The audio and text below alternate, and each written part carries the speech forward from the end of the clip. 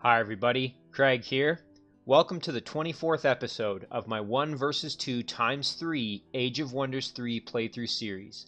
In this series, I'm playing against 3 separate teams of 2 Emperor AI per team, and I'm playing as the Draconian Necromancer, Crogar the Corrupt.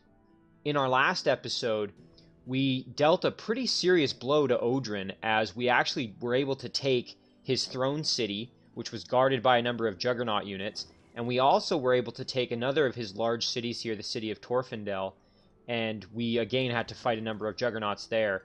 So Odrin is definitely reeling as we've really dealt him a pretty devastating blow. We haven't had any real sign of Odrin himself, but we know we've got him kind of on the ropes here.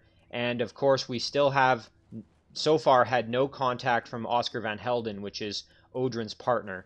And everyone else in the game, essentially, we've eliminated, except for this last remaining team of 2. And we've got one of those 2 on the ropes, so I think we're in really good shape at this point. Now, before I dive into this episode, I did just want to give a couple of quick shoutouts to individuals who left comments on the last episode. The first is Casper Eklund, as always, left a series of really excellent comments.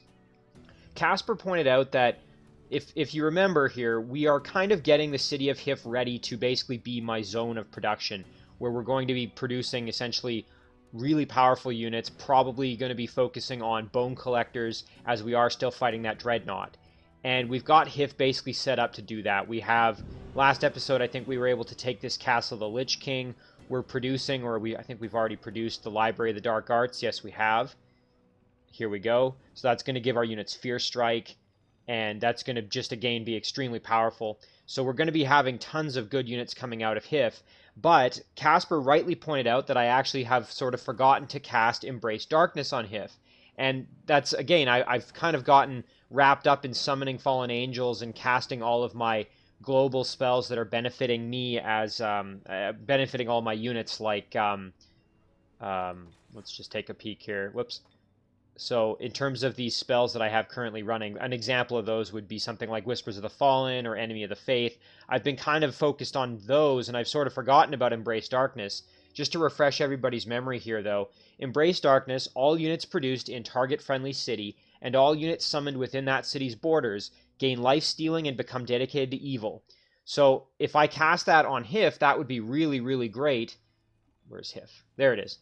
Because that would mean that those bone collectors coming out of there will get lifesteal and dedicated to evil, meaning that they'll benefit from the buffs that my evil units are getting from some of my spells. So that's a great suggestion from Casper.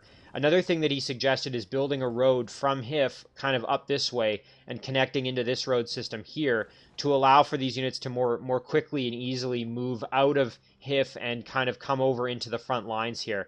And that's an absolutely fantastic suggestion. We've also, you can see here, we've got some not so traversable terrain here that's a little bit more painful. So it would be much better to have a road there to speed that up. Casper also suggested that when I'm fighting Juggernauts, it would be a great idea not to group my units up. I definitely made some mistakes in the last episode when I was battling here. We'll just jump over to these 2 cities here. I mean, overall, the battles went well, but I could have done them better. They were a little bit messy. I could have been a little cleaner in my execution. And Casper rightly pointed that out, basically indicating that because a lot of the Juggernaut attacks kind of have area of effect sort of splash damage, that it's a great idea not to group up my units. So that's something I'll remember going forward if I encounter more Juggernauts. And then something else Casper mentioned, and I kind of forgot about here, is that there's an item stack here. We've got a holy symbol. So we'll figure out which hero to send that to in a minute. I did also just want to give a quick shout out to My Brain Hurts, who left an excellent set of comments as well. Brain pointed out that we have this lost city that I was thinking about fighting underground here. Let's just see if I can figure out where that was. Let's see. I think it was over here, maybe.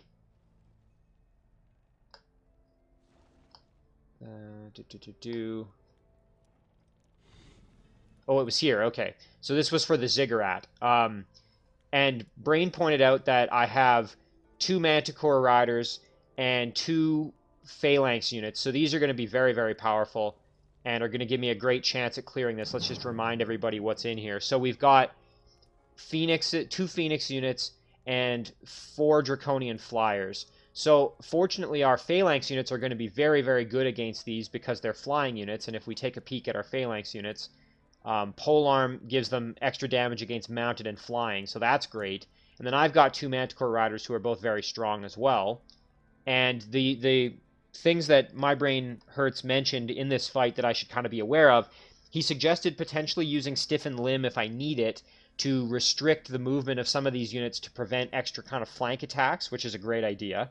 And then Brain also suggested watching out for the fire damage of these Phoenixes, which, especially with this Manticore Rider, this Frostling Manticore Rider, he's a little bit more susceptible, 60% weakness to fire. So I need to make sure that he doesn't get directly attacked by these Phoenix units. Maybe keep him in reserve and let him kind of come in for a flank attack.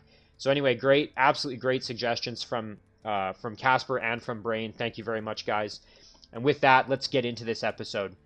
So there's a lot that I want to do here. We've had a lot of things happen, so let's kind of start just chipping away at these. So we did have a level up here from Crogar. I think we'll do maybe a Cause Sphere. Actually, no, that doesn't affect attacks. I almost forgot. That's actually, like, you have to execute that, so that's not as useful. Let's do an Energy Drain. Why not? Just put that on our attacks as well. We'll just kind of keep basically making Crogar as powerful as possible there. We have a quest available here from a town. I don't think we really have any units in the range that are going to be worth it. Let's just hear about it. Quell the Rebellion. I think we're just going to decline that, frankly. I'm not going to worry too much about that at this point. And let's see now. We had some other things to do this turn. So, if I remember correctly, Crogar can still move. Yes, he can. And I was kind of debating whether I should raid this lost city or just keep progressing north. And in the interest of getting some additional units, I think I'm going to try and raid the lost city. Oh yeah, I would really like to get some of these Naga Matriarchs or maybe even a Glutton. That would be fantastic. So we're going to do this battle. And I'm going to have to be kind of careful here because obviously these are very powerful units. And I don't want to, you know, lose my units in some kind of silly battle that I didn't really have to do. This was an optional battle for sure. But boy, would it be nice to maybe get a Ghoul Curse on some of these units. And to do that, of course, I'm going to have to use Crogar because I don't have a Deathbringer, but that's actually just fine. Okay, so we got to play this smart. We can't do anything too crazy here. So we're going to move our Bone Dragon in, and let's see, we can do some damage here. And we can also hit the Serpent, so we'll do that. Now we basically want our big boys up front. We want our Titan and our Dragon to really kind of tank a lot of the damage. So we're going to throw our Titan there. And we're also going to use our Raptor to kind of accomplish the same thing. So our Raptor's going to go in. And then we're going to keep our support units kind of back in reserve here. Let's try and get some Despaired going. Perfect. And you know what? We can also throw... Let's throw a Curse on the Glutton. It's only a 6% chance, but it will also limit his movement. So let's do that. There we go. I didn't really expect that to work, but... Alright, so right now we've currently, with this unit in defense mode, this Matriarch, a little bit of Despair on it already. We've got a 30% chance, so I'd ideally like to have that be a bit higher. So I think what we'll do is... We'll maybe move back a little bit, because I don't want Crogar getting right up in there just yet. So we'll do some extra damage here. We put some more Despair on there. If this unit doesn't die, it's going to be a good opportunity to try for a Ghoul Curse. And of course, remember that regrowth. These are Naga units. So that unit slipped away, as you saw. So now that unit is over here, still in defense mode, which is kind of unfortunate. But we've got a number of Despaired here. Chilled isn't really going to help us, although that's also a good debuff, but that's not going to help us when it comes to Ghoul Cursing. Unfortunately, kind of out of the way now. 45% chance on this Feathered Serpent. 40% chance here on this Matriarch, so maybe we could run in and try that out. Again, it would be great to try and get the Glutton eventually as well. I'm not as keen on the Feathered Serpent. It's not really as beneficial for me. So we're going to... Oh, I was trying for another Despair there. That would have been fantastic. I think we'll move in here, light up this Serpent a bit. There we go. And you know what? Let's just take out... Let's see, again, we've got a 40% chance here. Ah, what the heck? Let's give it a shot. Ooh, immune. Okay. Again, worth a try, but no such luck there. And again, we're going to move our Titan in. And finish off the Serpent with our Bone Dragon. We got to hope that Crogar doesn't get killed. I mean, again, he has Undying, so not too big a deal if he does die, but... Ooh, almost ate him. And unfortunately, it looks like our Glutton is now going to be immune to Ghoul Curse. Now, we could dispel this with Dispel Magic, but Crogar's used all his movement, which is kind of unfortunate. So I think what we'll do is we'll have to just kill off the Glutton, or at least do some big damage to the Glutton here. Yeah. There we go. And now let's see what kind of damage can we do to the Glutton. Go for some extra damage there. Fly in our Bone Dragon to flank the heck out of this Glutton. Perfect. And I think we can get the kill here, no problem. There we go. And now we're just going to hope that this Matriarch doesn't end up dying. Let's see what happens. Okay, ooh, Panic, that's perfect. Okay. Still not the highest chance, really. We're going to move around here. We don't want to do a ton of damage. Let's try for another Despair. Resisted. Can we throw a Curse, maybe? Ooh, we got it. Okay, perfect. 50%. Come on, baby. Let's try it. Oh, immune as well. So we didn't have the greatest luck. Again, those units all have pretty high resistance, so not the greatest chance of getting that. We did get some level ups, though, for our units, which is always good. And let's see what we get. Ooh, so we got some resources here. Gold Wyvern Egg. Again, this would be great to have. Flying units are fantastic. Or flying mounts, I should say, for my heroes, especially my Necromancer heroes that are having to fly around and try to do ghoul cursing. Flying mounts are awesome, but I personally don't think this game is going to go 10 more turns, but again, I'm going to have to hedge my bets on that. Let's see here. A Drake Scale Green Shield. The extra hit points and defense from this shield are fantastic. The Blight Protection is less useful because I'm undead, so not as big an issue. And the gold, you know what, we will take this. We probably won't ever get to enjoy this egg, but we can also see maybe if someone needs this shield. So, again, I do kind of like this Quiver of Lightning, but since I'm using Crogar more up front to try and Ghoul Curse, I think I will actually give him the shield, just because of that extra defense and the extra hit points there. He's now got 85 health, which is fantastic. So what we'll do here is we're going to take a peek at our other heroes and see if... Oh, wait, okay, perfect here. So, actually, our new hero, Dwemis, doesn't have a shield. So we'll jump back and send over the Quiver to Dwemis. That's actually good, too, as he's very close, so it'll get there relatively quickly. Okay, so, yeah, you know what? All in all, that was worth it, I think. And we can still keep heading north. There we go. And again, we can also maybe raid this dungeon while we're on our way up. This unit here, this Carrion Bird, I think will probably just be a scout for us, quite frankly. We will send these two down to join our stack down here, I think. Just double checking to see if there's anything crazy going on over there. Doesn't look like it. So we'll send these units down. They can join Dwemis here. And we also have this unit, which I think will function as a scout. So we'll send this unit down south here. It looks like this is essentially a dead end. What about down here? Okay, it would be great to figure out maybe where those bandits came from, although they may have come from a structure that has already been cleared. I just want to verify that my cities are basically safe. Okay, and I was moving this unit in. Trying to remember exactly where I wanted to have my city potentially. I think we're just going to move this unit in over, because like the areas that I'm remembering where it would be good to have a city up here would be pretty solid. I think we have good opportunity for a city right in this area, and then we've also got one over here if we were to clear all this. But again, by the time the unit gets there, we won't really get full benefit of that city. So it might be more beneficial to actually see if there's maybe something a little bit closer that would be more beneficial for a city. And we've got our little city we've just captured here. But I think we will basically just start sending this unit over this way. Again, going to be a little risky as we're going to basically leave it alone here. I think it'll be just fine. I'm gonna gamble that it'll be okay by itself. So this unit I was gonna send underground if I remember correctly, so let's do that. Just while we're kind of on that topic, and then we can go raid some cities and see if we can maybe take something over.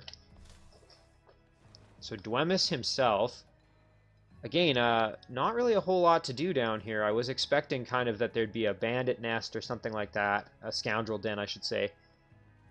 But I'm not really seeing anything that is super necessary to go clear out. So maybe we'll... Again, there could be some bandit spawning stuff over here, potentially, but I think we're actually going to send Dwemis. We're going to group up, and then we'll maybe send Dwemis up north eventually. You could even go this way, actually, and clear out this Forbidden Sanctum. Maybe that's the plan. We send Dwemis up here. Yeah, I think we'll do that, actually, now that I think about it.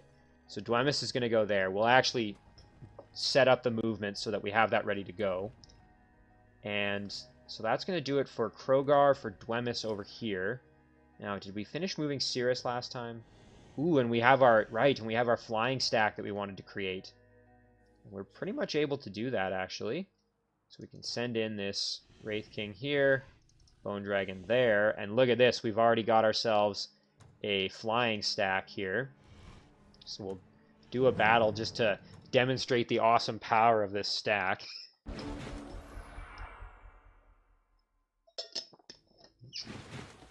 Boy, I really like this idea of having this undead power stack here that can fly. Alright, so we're just going to drop some heals on our Bone Dragon there, and then we're going to send in Bone Dragon 1, do some big damage there. And Bone Dragon number 2 is going to fly in and kill that Wisp off as well. And now all we've got left are these High Elf Apprentice units, who, to their credit, did a fair bit of damage, but ultimately not going to matter as we're able to just jump in and obliterate them here. There we go. Perfect. Very, very nice. So I think this stack is going to be tremendously powerful and very useful for me going forward here. You know what? We can even do a little bit of clearing with part of the stack here. I don't want to separate them too much, but we might as well get a little bit of experience with them. Again, we'll do this battle here. I'm going to basically send this stack straight into the heart of Odrin and Oscar's area once they've kind of gotten settled here a little bit more. So we're just going to fly right in. Ooh, not as good there. There we go. Ooh, and I shouldn't have grouped up like that. We're going to take a firebomb attack. That wasn't the smartest thing. Ultimately, not going to really matter all that much, because we'll just drop a heal here, of course. So we can do this. There we go. And I think it would actually be great to kill off the Elders, because they have a lot of damage potential.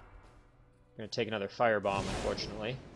You can see, though, just how susceptible these units are to fire damage because of the fact that they are undead, and there is no Necromancer leading them to give them extra fire resistance. So that's the one thing I'm going to have to watch out for, is fire damage, obviously. Pretty good there. You know what? While we're at it, let's take out these orcs. So we'll do this one as well. We're just doing these battles kind of quickly, getting some extra experience here, some extra resources from clearing these structures out. Fortunately, our dragons here are very powerful. And we will again drop a heal on our dragon here. Send our dragon in and do another blast. There we go. And we are going to take some damage here, but I think we'll be alright.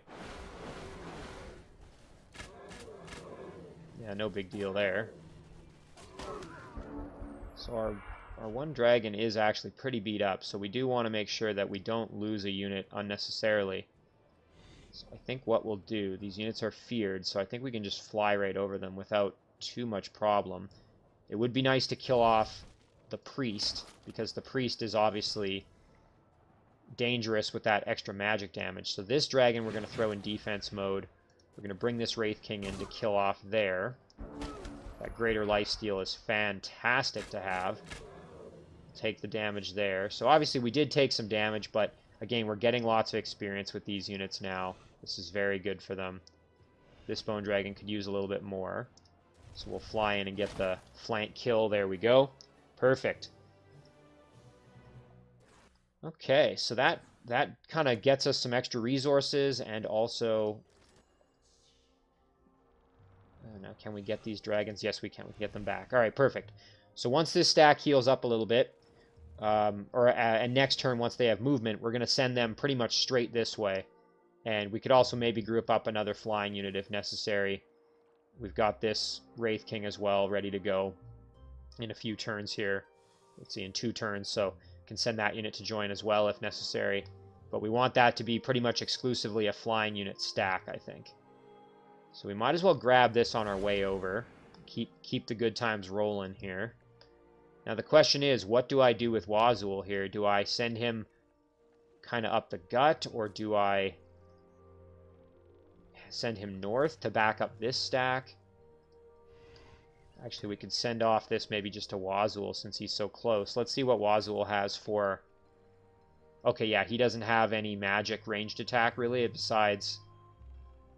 Yeah, he just has bow and blowpipe, so we will send him the holy symbol. There we go. Perfect. Would be great to maybe grab this Deathbringer to have with Wazul's stack.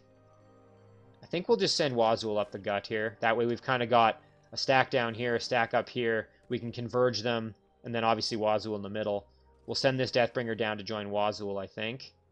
And meanwhile, we've got these guys up here. So we will group up. And now we're ready to go. That worked out very well, taking this out. I'm very happy I was able to siege both of these cities successfully. That dealt a very, very nasty blow, I think, to Odrin. Alright, so that covers most of that movement. And we've got this stack here. We have to decide. This is the unit that we cleared out the Castle of the Lich King with. And we also have this stack, which I was bringing down here to deal with the Wizard Tower Ruin as well as the Shadowgate here. I think we're going to bypass the Wizard Tower Ruin. We've got kind of other priorities in terms of things to do, and big priority is going to be to clear out the funny business we have going on here in the Shadow Realm in terms of the spawning structure. I think what we're also going to do is we're going to move this stack over. We're going to grab this unit, and let's see, what else do we need in here? So we've got quite a bit of range damage. I think we'll also take the infantry off of Hif. And we're going to send this unit over to maybe see what we can do with this Monument of the Ashen Rose. I'm not exactly sure how strong this is going to be, and we obviously don't have units that are really great for fighting on the water, but we do still have this Manticore Rider, which is a good thing. So we will at least go scout this out and see how strong it is. We could also maybe go in, clear this out, bring some of these units back. Like this Flyer might be great to add to the stack here as a flying unit. And then we can clear out this. And that's just going to continue to make Hif an even better city. So definitely something I want to do. Okay. Now let's go underground, as there's still quite a bit that we had left to do underground. So we had these units, kind of this little hodgepodge stack that we used to take this out. I'm going to think about what to do with them. While I'm thinking about that, I'm going to continue moving. This is Nabal here, who I'm continuing to kind of send northwards. Why don't we clear this out with Nabal? Ooh, and we've got a spawning structure to deal with. All right, let's check out this Lost Library. Oh yeah, I think we can handle this. So we'll try this battle out. Again, remembering that conjunction in the House of Yaka is still running, so we have to watch out for the fire damage we're going to be taking. There, you can see it. Not the most fun thing ever to be having to deal with. Especially when I'm undead. So that conjunction in the House of Yaka is actually quite dangerous when you're undead. You're playing a Necromancer, just because of the... Ooh, that's pretty good. Let's do this. We can kill off the Forge Priest. And there, that's some big fire damage that we've dealt with. Perfect. Now our Flyer, we don't want to send our Flyer in too far, because the Flyer is going to get ganged up on. So I think what we'll do instead is we'll throw our butchers out front here. We'll keep our flyer kind of in reserve a little bit. Actually, maybe we'll let the evangelist kind of sit up front here. The evangelist, I'm doing that because the evangelist has a little bit higher resistance. And we'll throw ourselves in defense mode there. And now we're going to let them kind of come to us here. Alright, so let's see what happens. We are going to take some damage here, that's for sure. Okay, they did use Cadaver. Tried to stun us and failed. Oof, that fire damage, though. Not fun at all. Okay. What kind of damage can we do with our... Ooh, we actually do quite a bit. Excellent, excellent damage there. We can get the kill, no problem that way. Perfect.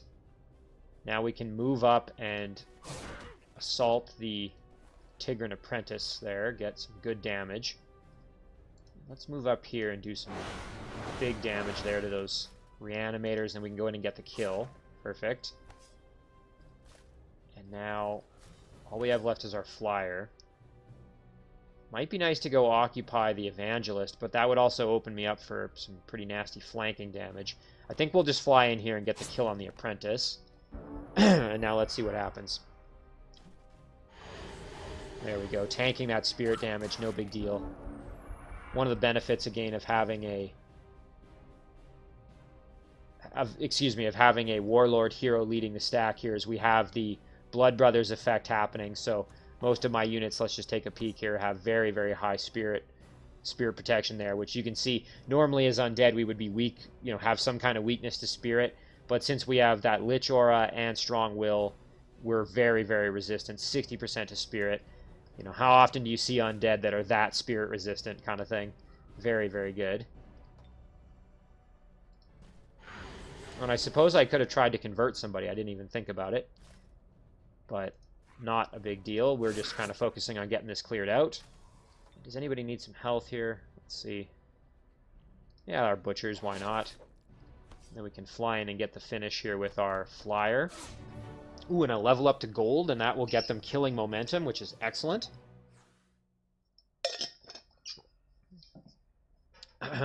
Very, very nice to have. Raise Dead. We got that spell now. And we can't quite get the extra movement here, but we can move up and clear this out. So we're going to be facing off against some various monsters, animal units. I think we'll actually use Nabal here. Wait, no, that would move him off the stack. So we'll use our flyer to initiate the battle. There we go. Got to watch out for the shock serpents and all these shock anemone things. We don't want to take any damage that's going to put us in a bad situation. We also got to watch out for the pounce attack that will come from these panthers inevitably. Don't want that to hurt us too much. There we go. That was really nice.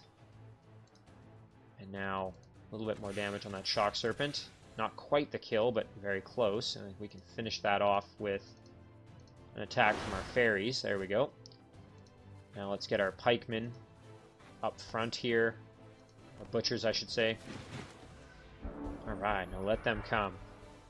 And there comes that pounce.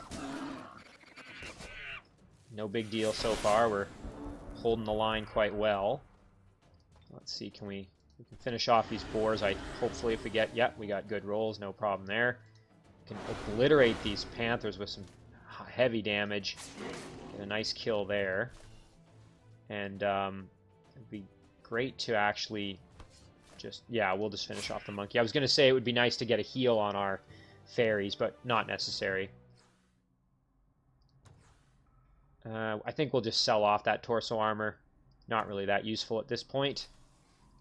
And so we'll just move ourselves back to the stack, and we can grab these production resources. That'll be really nice for whichever city is in the vicinity. We'll probably go here. Nope, not to our Naga dwelling. Maybe a city above ground, one of Odrin's perhaps.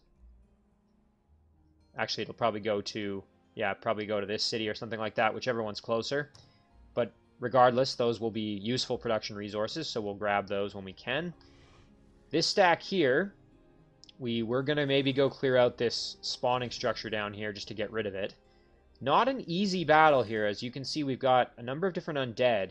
Particularly the Wraith King's going to be a bit of a challenge, but I think we'll manage it. Again, we have to be careful, but I think we can do it. I'm not too concerned. Alright, let's give it a try here. So the Manticore Rider is going to be probably our most important unit in this battle, in terms of just being able to dish out some punishment here. So first things first, let's throw Frozen Flames on the Manticore Rider. It's going to be helpful. And so we'll kind of gingerly advance here. Don't want to get too crazy with this. We're going to use the Blight Doctor to throw a weakened probably on the Wraith King, as I think that would be probably the most useful unit to kind of have a debuff like that on. Alright, let's see now. Come on. Come at me. There we go. I was kind of just waiting for them to come on in. You know, that little bit of extra shock damage is really, really nice, and that's coming from, we'll just take a peek here, the benefit of, if I can find it, Entwined by Shadows. This is one of my absolute favorite buffs for my units, and that's also why it's important to make sure that I cast that Embrace Darkness on HIF so that my units get that extra benefit. And just to, I should have maybe mentioned here, but if we look at it again, what this is doing is it's giving us extra resistance, plus 20% spirit protection, and plus 2 shock damage. So, kind of doesn't seem like it's all that much, but it actually makes a really, really big difference. Very nice to have. Alright, so our Wraith King we've actually eliminated without any trouble. So this battle's actually going quite a bit easier than I was kind of anticipating it to be. So we'll throw a weakened on... Well, we can kill off the Wraith.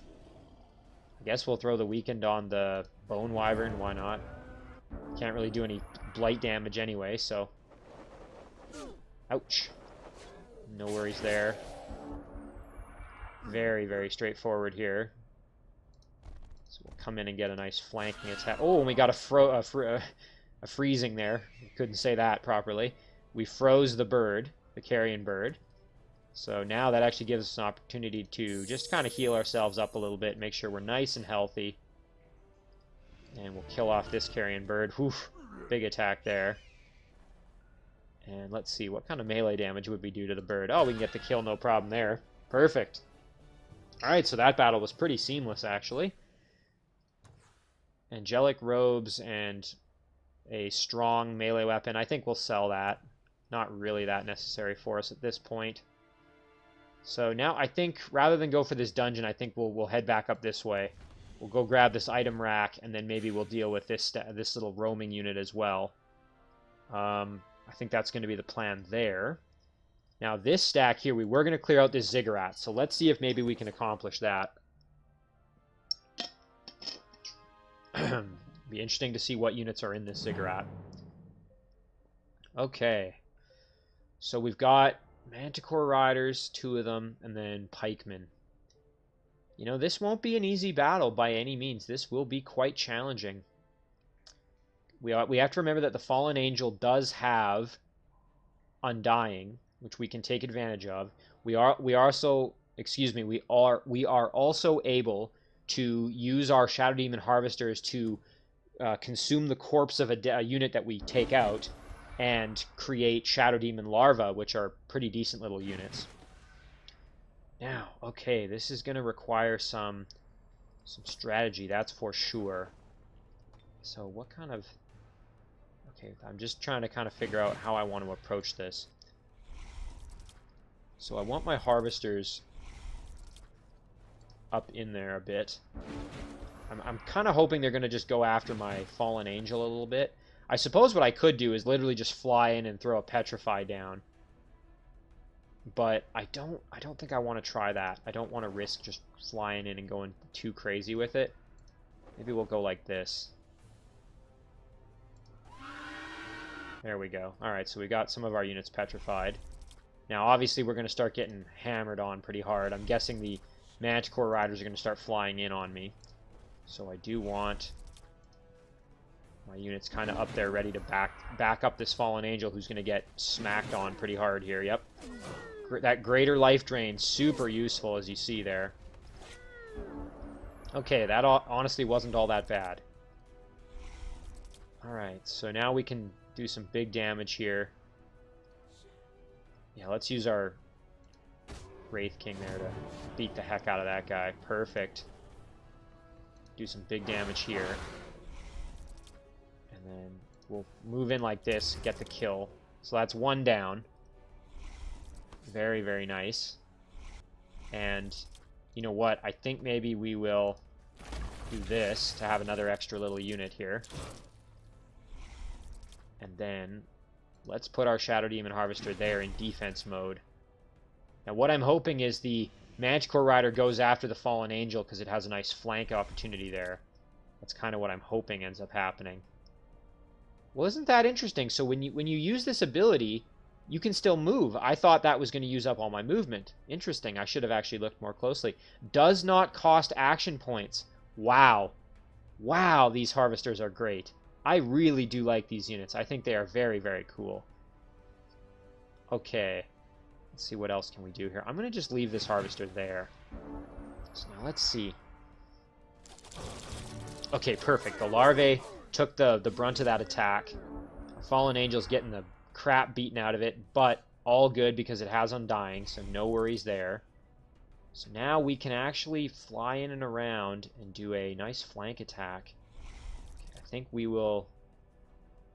The only thing about these Harvesters is they are somewhat fragile, as you see there. They aren't the strongest of units in terms of their ability to kind of tank damage. They aren't exactly super, super tough. Yeah, let's light up these Phalanx units here a little bit and turn them just a bit. And now, okay, we can send our Wraith King in behind. I think we will attack the Manticore Rider there. And we'll finish off that Phalanx unit there. Perfect. Okay, now we do have to remember that these Phalanx units are going to come in here. And we may end up losing a Shadow Demon Harvester. I hope not, but let's see what happens. Okay, so there goes our Fallen Angel. Okay, no, we're going to be just fine. That's going to work out okay. So we can finish off the Manticore Rider there, no problem at all. And so now, you know what we could do? We can move here, grab ourselves a new friend, move up this way. With our new friend, we can do a little bit of damage there. And we can grab another new friend here. There we go. Alright, so in a one-on-one fight, we won't win. The Phalanx units are a little bit too strong, so we'll throw ourselves in defense mode. And we're going to attack here. Try and use up their movement. And with this unit, we're going to just move in here to reinforce. Okay, there we go. Let's see what happens. Okay, they went after the larvae. That's totally, totally fine. Our Fallen Angel, we're going to jump in behind here and do a flank attack.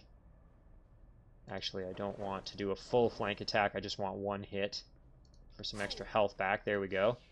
And then we can finish off that. Perfect. And now we can come in this way, do a hit there, and then blast the heck out of them. Perfect. Perfect. So that battle went off extremely, extremely well. Very, very happy with the outcome. Ooh, and look at this. Okay, we've got Fire Wyvern Egg, Pendant of the Holy Chalice. You get resistance and Touched by Faith. Unfortunately, Touched by Faith really doesn't help us as undead. So I actually think I'm going to sell this, although the resistance is nice. I think I'm going to just sell this off. We can really start working on developing our cities and getting maybe extra casting points that way, because we're going to work on getting the Palace of the Perished in additional cities. I believe that was a suggestion from My Brain Hurts a few episodes back, where he talked about developing certain cities all the way through to kind of get them to the point where they're able to have that Palace of the Perished and get those extra casting points. I think with this stack, we're going to just kind of bowl over all these cities, get them in our empire here, start reaping the benefits. And this little Shadow Demon larva, again, they do have gold upkeep. That's the only thing about them that I don't like. I would actually prefer mana upkeep, but honestly, just fantastic being able to summon those little guys. Okay, so underground is pretty much cleared out and good to go. I don't think there were too much else going on that we wanted to try and do. We did have these little pikemen that we wanted to join up here with this stack. And now that would make us strong enough to take out this gold mine, so let's do that. Do this battle.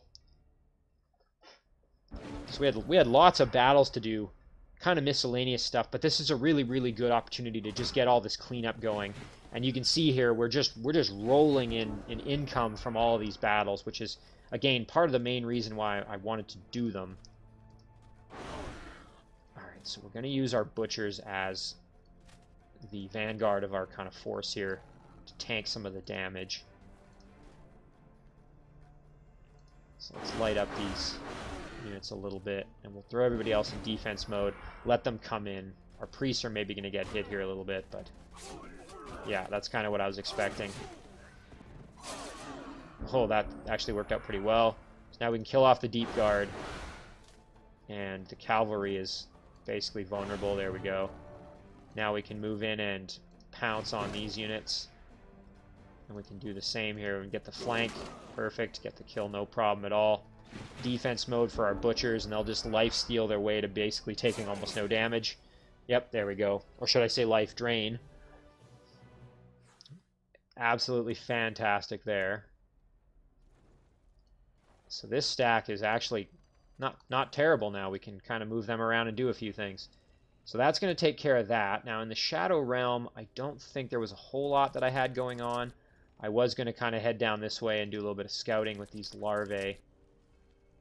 Could split them up too and have each one go a different direction if necessary. We did have Firak. I almost forgot about Firak's stack. We were heading to this Forbidden Sanctum in the Shadow Realm here. And you know, I'm almost kind of forgetting, but I could build a city in the Shadow Realm with that settler if necessary as well. Ooh. Oh boy. Let's see. So we've got 3 Crusaders, a Draconian Exalted, a Shrine of Smiting, and an Archangel. Yeah, I don't think that's worth the risk. That's a little bit above our pay grade at this point. And what else were we going to do with... We did want to clear out the Sphinx Temple. We've also got some of these structures in the water that could be cleared out. We never did clear out the Raven's Keep either. We needed to be a bit stronger for that. Now the question is, do I clear out a few more of these structures in the Shadow Realm and then come back out? Or do I just jump out and go clear the Sphinx Temple? And I think we're actually going to do that. I think we're going to head back and head straight for the Sphinx Temple. I think that's going to be the game plan there. Now, does Firak have the ability? Yes, he does. He can heal his undead. That's right. Okay, so that takes care of pretty much most of our battling. Let's just jump around to a couple of units here. Oh, right, and we had this... We acquired this troll, and I'm a big fan of trolls. Yeah, we're going to come out there. You know what? This stack, I think we'll actually send them out as well. There we go. And you know what? Real quick here, we're going to just jump this flyer off the stack so that we can get the troll out here as well. There really wasn't much else for them to do. This is too strong for them to raid, I'm pretty sure. I suppose I could have done some more exploring over here in the Shadow Realm, but I think I want them up in the surface world here. And I want them to be able to kind of help out with the conflict, so we're going to start sending them that way. And you know what? I'm actually going to send this flyer to join my flying stack. And this unit now will be able to just kind of continue on. Alright, so let's check out our research. What can we research here? We've really got almost everything finished. I could do Shadowweed this Shadowweed spell here. All that does is it gives my units lesser shadow walking, but that's totally useless for me because my undead units are able to go in the Shadow Realm with no real consequences anyway. Rite of Malediction gives 2 random dark powers to every friendly dedicated to evil unit until end of combat. Not bad, but I have better options. Again, being able to produce Deathbringers is nice, but I think I'd rather just have more casting points. So I'm going to just do that. We also can do Age of Darkness eventually. Or, excuse me, Age of Death, I should say. And now we're going to start working on our, on our production here. I'm just thinking. All right, so let's pick a few cities that we actually want to develop here, really get them to the palace before I start jumping around. Maybe we'll start here. This city, we're working on the Masters Guild. We can rush production, get that done a little bit faster, and start working towards that. Down here, something I also thought about is I should have Embrace Darkness on this city as well, since I'm producing flyers here. That would make them even better, as they'd have more lifesteal, and that dedicated to evil as well. Now, in terms of getting closer to, yeah, you know what? Let's do a Cathedral of Bones next, because we want to get this to a Palace of the Perished, get that extra casting point bonus from it. And what about Areen Dar? How close are we to? So we would need a Cathedral of Bones, which we can produce and rush. We've already got one, obviously, in our Throne City. Ooh, and I almost forgot. I need to make a builder. Can we make one down here? By the time I'll make him, and then he'll need to get up there. Actually, you know what? In Areen Dar, we're going to cancel that. We're going to make a builder first. And then we will do a Cathedral of Bones. The builder I need to make, and we're going to turn this off so that I remember once the builder's built. I need to send the builder, just to refresh everybody's memory, I want to send the builder down this way and build a road down there. Now I notice Cirrus can still move. I haven't finished moving Cirrus. So I could raid this lost city and maybe grab some more units. Looks like we're going to have to cross some water eventually. This is going to take a bit of our movement away, but that being said, we could just keep going this way. We've got potential shaman here, some other units. We do have a lot of potential. I think we are going to do this, though. The rewards are pretty attractive. Here we've got the option for maybe a glutton or some matriarchs once again. Let's see if maybe we have some better luck this time. The last time, obviously, when we raided that other lost city, didn't really have as good of an opportunity.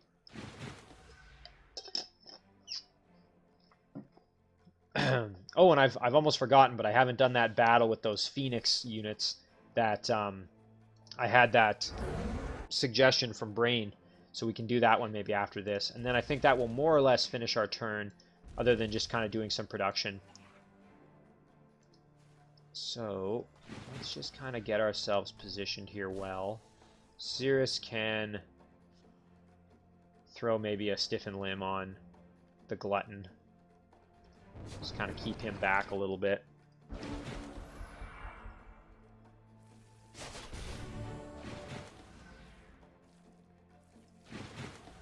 Okay, so the Naga Guardian here, I think we'll just eliminate basically. Let's try a convert. Ha! Converted, perfect. We'll do a slip away. Oh, back there. Excellent. Okay, so we just got to make sure our Evangelist doesn't die, and we will at least have the Naga Guardian. Although, remember that Naga Guardian will not be undead because of the conversion, as opposed to that damage is kind of useless because the matriarchs have regrowth, but... Alright, so... Got some opportunities for some despair. No such luck. We'll just kind of position ourselves in such a way that we are... This is where I'm going to be able to maybe use my Whale of Despair to some benefit, so... Now, are they... Okay, yeah, and they have a pretty good chance of being affected by it, actually. Alright, let's try it out. Well, we did get one, at least, so that's pretty good. I'm not as concerned about sending Cirrus in to do some fighting, because Cirrus has such high defense. Well, they tried to charm back my unit. And we did get a successful Ghoul Curse. Here we go. So this Matriarch is now Ghoul Cursed, which is excellent. I think we'll just get the kill there. Perfect. And this Matriarch, I think we'll maybe just finish off. There we go. And now with our Evangelist here, I think we'll send this Guardian in, do a little bit of damage. Unfortunately, a fumble. And Let's see. Turn undead. I think we could actually do quite a bit of flanking damage here, you can see. But the reality is that this matriarch is most likely going to just regrow the health, so, or at least a good chunk of it. So I'm going to just send the evangelist over here to chill. And instead, I'm going to try and despair this glutton, or curse the glutton. No such luck. We'll throw our big boy up there to tank the damage. Now let's see what happens here. Okay, coming over there. Going after the only unit that could really do a ton of damage to over there, as you can see. Alright, now what's our opportunity? We have 40% chance or 30% chance on this glutton. So, why don't we come around for a flank attack to turn this unit. And that's going to allow us to move our reanimator off and try for some despair. We did get 1 despair. That's going to increase our odds. 36% chance now for Ghoul Curse. Now let's get the kill on this matriarch here if we can. Not quite. Very close, though.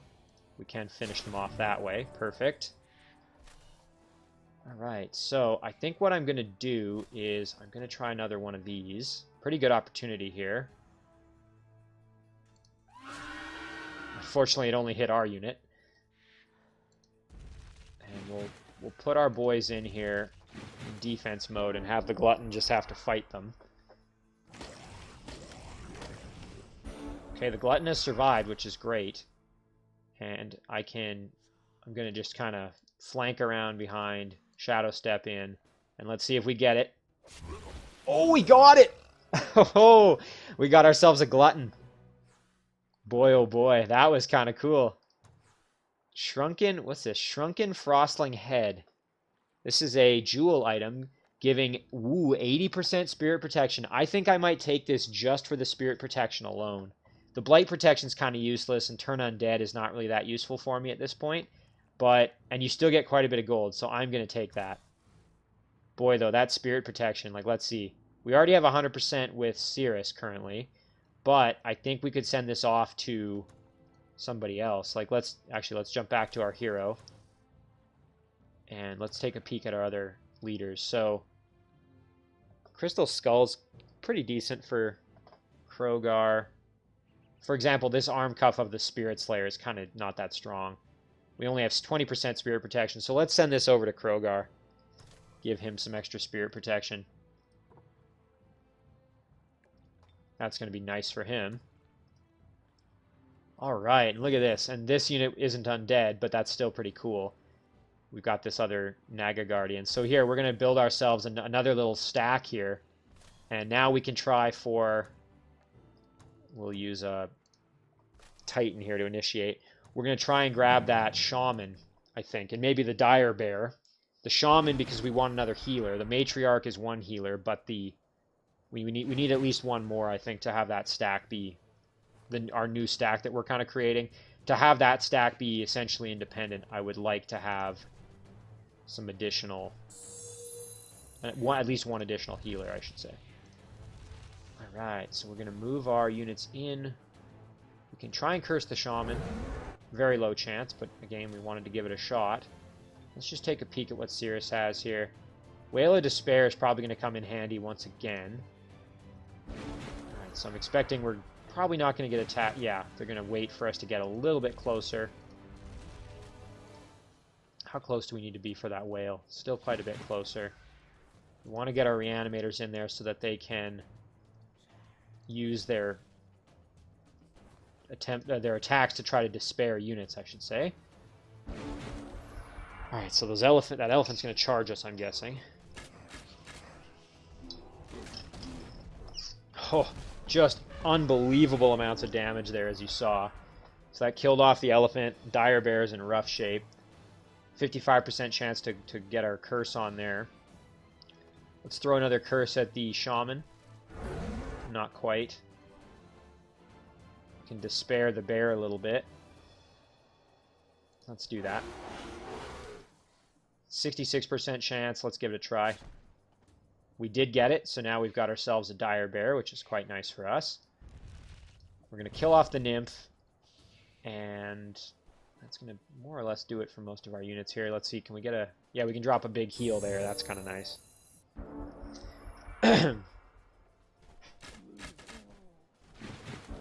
You know, it would be kind of nice to have a ranged unit, so let's try this.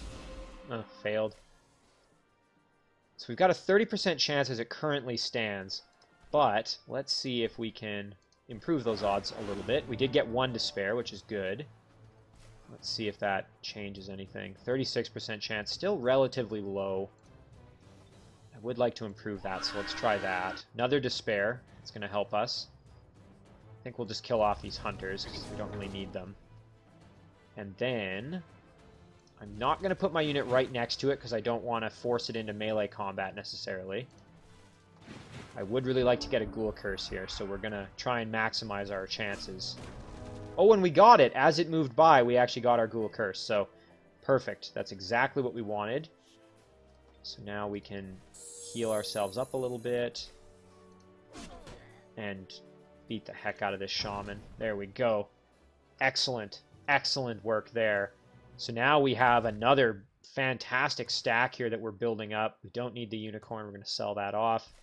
So now this shaman here and dire bear can join this stack. And this is already going to be a very, very powerful stack without a whole ton of work.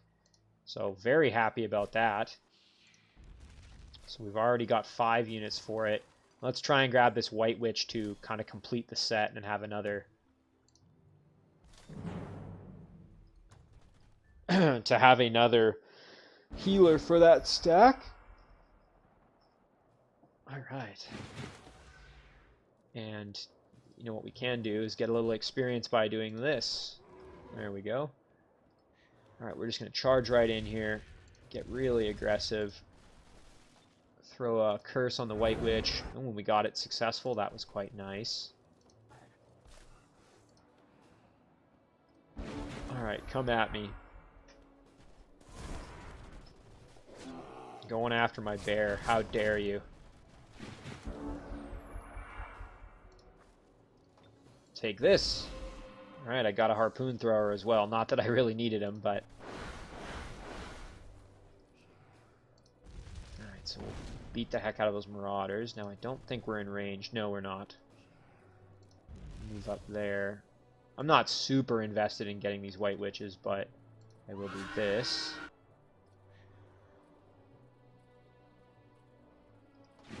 And I think that'll take care of that turn. So now we just have to... Let's see here if...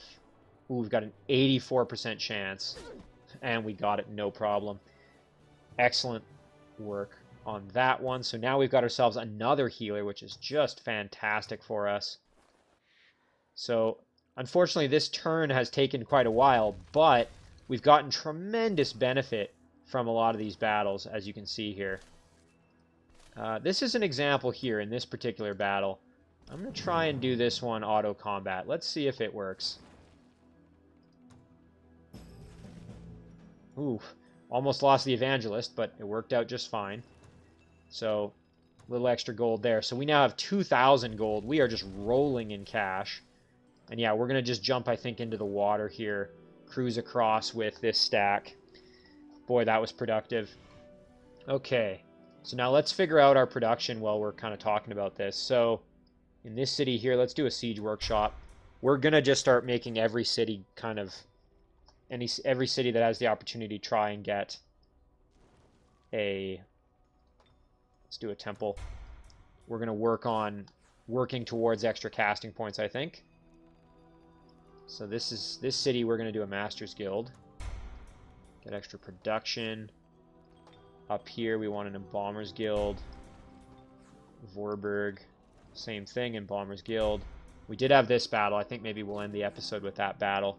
But let's do our production first.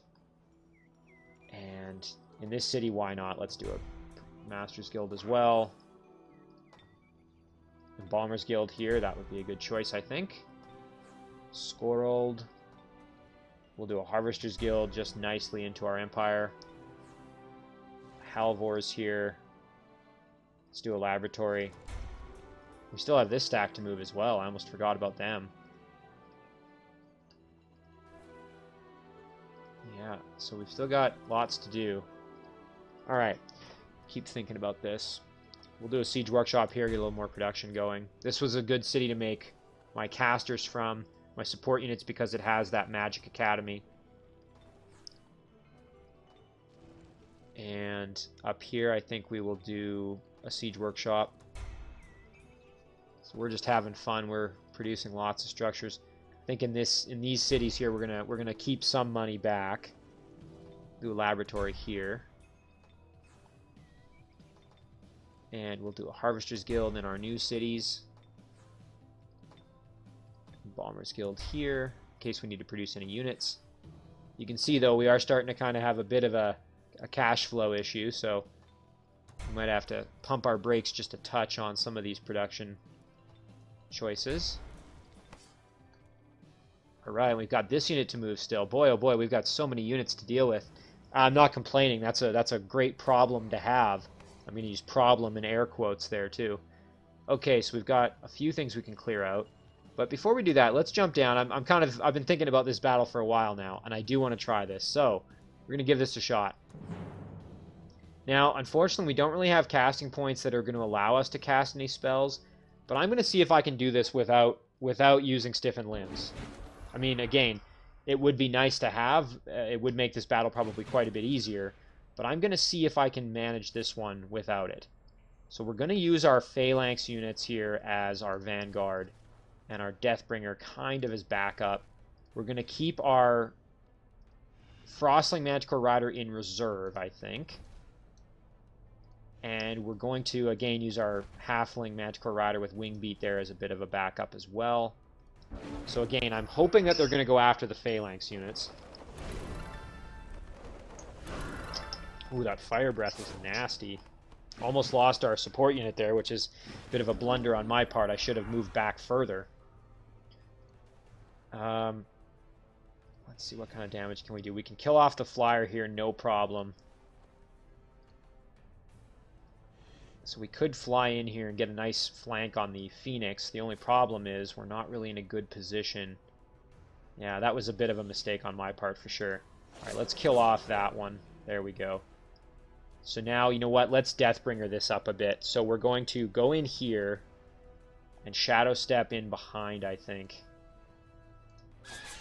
Nice backstab there. That worked out quite well. We'll use our Frostling. Our Frostling Magical Rider's probably going to die, unfortunately, if we go in there. I don't see that ending very well. We'll use a Warcry. Get the kill. We might lose one of these Phalanx units, too. That would be the other option. Let's kill off this flyer while we're at it. Unfortunately, that lifesteal is helping a bit, but you can see there we're still taking quite a bit of damage. All right, let's fly back here, or jump back here, I should say. We'll heal up the Frostling Magical Rider. And, oh, it would have been great to kill off that flyer. And again, I don't think I can cast anything that's going to help. Yeah, I definitely blundered this battle a little bit. You know, I hyped it up so much. I've been thinking about it this whole episode, and of course, you know, when it comes time to actually do it, what do? But end up blundering it a little bit. Now these Phoenix units, yeah, geez, this is not going to end well. I probably shouldn't have done this because I'm going to end up losing this Manticore Rider now. But let's see. Oh, thank goodness. Okay, they went after that one. That actually works out really well because now we can wing beat these two units. There we go. And then we can fly in like this. Do a nice big attack there. How about a melee attack? Ooh, that won't end well for us. Now we can, fortunately, come in here. Do a nice big attack. Perfect. Alright, so we'll kill off that unit there. Oh, we're still kind of in some trouble here, so we'll kill off there. Perfect. Oh, you know what? We might have screwed that up. We might now lose our Manticore Rider still, unfortunately. Dang, yeah, that was a bit of a mistake. Again, I should have maybe done that differently. This Manticore Rider's probably going to die now from this Phoenix. Oh, that lucky saved him, I think. Although I don't think that Fire Breath would have killed him, but Boy, that was an interesting turn of events. And let's just get the kill. Play it safe. Perfect. Okay. We got it done. It was ugly. It was an ugly, ugly battle, but we got it done and we didn't lose anybody. So you know what? I'll take it. Oh, I like this shield a lot. Spiked Shield of Bloodthirst. You get a shield and you get lifesteal. Extra defense and resistance. We already have one of these. I think we had it sent to Firak, so we'll take this reward. Because that's a fantastic shield to have. Now the question is, which hero needs it? If any, that's the question. So let's deal with that. So we'll take a look. Cirrus has an incredible shield, which he'll keep. Crogar has a pretty good one. Dwemis doesn't have one, but we're sending him the Quiver of Lightning. Firak could use a shield, and I think we will give that one to Firak, because Firak's current shield is kind of trash. Yeah, and he doesn't have any other shields arriving for him, so I think that's what we'll do. So we'll just jump back over. I think it was up. Yeah, it's up here. So we'll send this one off to Firak. Now, the question is, does anybody need that headdress? What kind of headgear does Dwemis have? Not very good, Mariner. So we will also send that to Dwemis, that headgear. It's this Feathered Serpent War Bonnet. We're going to have the prettiest heroes around with all these feathered helms that they're going to be able to wear. So, yeah, look at that. We took that out, no problem at all. Very, very cool.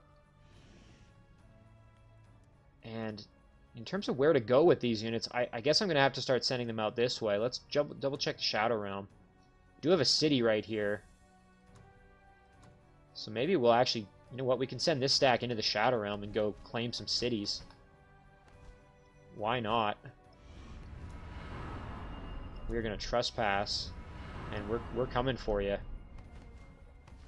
Yeah, they're going to be able to do some work in here. Oh, look at this. We can try and grab some items. Yeah, this is going to be fun, I think. And this stack, maybe we will... Let's see what... We've already done a lot of exploring up here, but maybe that's where we'll go with them. I think that's going to have to kind of be the plan.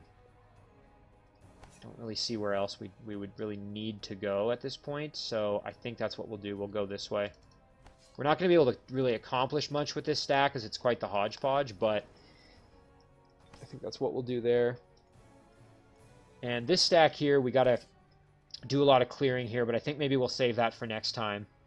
As we've pretty much... Ooh, and look at this. I didn't notice this, but Bahir the Beast Slayer, now he's got a Dread Spider mount, which is pretty cool for him. That is pretty neat. I do really like the spider mounts. I think they're pretty sweet. I think I prefer the flying mounts generally for necromancers, but it is pretty cool to see him on a big spider. Alright, I think that's going to do it for this episode. Unfortunately, we really kind of got bogged down in all the battles, but hopefully they were enjoyable for you guys. And you can see just how beneficial these battles were in terms of Cirrus alone was able to basically generate an entire new stack with a tier 4 and an excellent tier 3 unit, 2 other excellent tier 3 units. Like, just fantastic. We are really, really in a good position when we encounter our final opponent here of Oscar and getting you know, to the meat and potatoes of beating Odrin, as we've already dealt some pretty devastating blows. I think we're going to be just fine. So, I think we're going to save that one here. Yeah, I can't say enough good things about being a necromancer and using Ghoul Curse and Greater Reanimate Undead and similar abilities. We're calling this one episode 24, of course. I just can't say enough good things about acquiring units that way. I think it is just extremely powerful. But as always, guys, thank you very much for watching. I really do appreciate it, and I will see you guys in the next episode.